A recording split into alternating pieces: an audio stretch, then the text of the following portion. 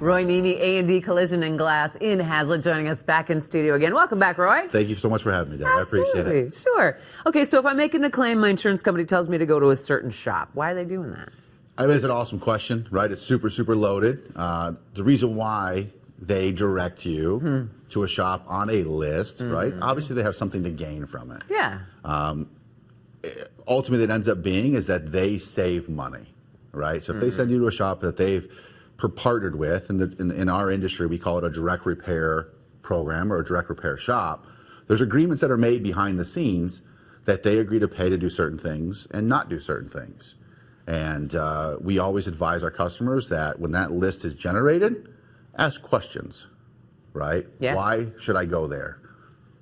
Yeah, so why should I be aware of? What do I need to be aware of when they're giving me that list? Yeah, when they give you that list, it's a very intentional list, right? Of course. In the state of Michigan, there's a law, it's called steering. Okay. And insurance companies, they skirt around it, right? They want to make sure that they're not steering directly saying, hey, you should choose this shop because, and the way of skirting around it is here is a list of our preferred vendors. Preferred, not required. Not required. Difference. Preferred, right? Yes. But nonetheless, they're generating a list for you to choose from. There's definitely direction with that list.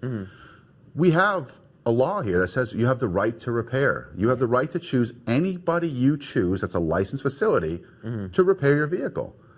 So us as a consumer, we should be okay with reading reviews and choosing a shop and not being threatened on the back end of it. Right, right. Well, that's what I'm paying for, right? I'm 100%. paying this money to have whatever goes wrong with my car, I want it all fixed, so it's exactly like it was before the accident. Pre-accident condition. And if you read the laws and the statutes that are in place, that the state has put in place, that's exactly how they read.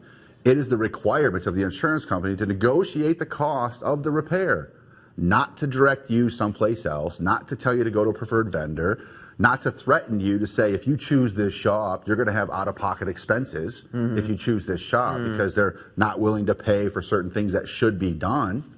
Well, you've chosen to specifically not be on the direct repair list. Yeah, Why absolutely. is that? I have zero interest in doing that. I have zero interest in somebody telling me who is not qualified on how to repair vehicles. Right. Right. We spend a ton of time in training, licensing, ICAR certifications, state recognized training. We do a ton of work. Yeah. OEM repair procedures.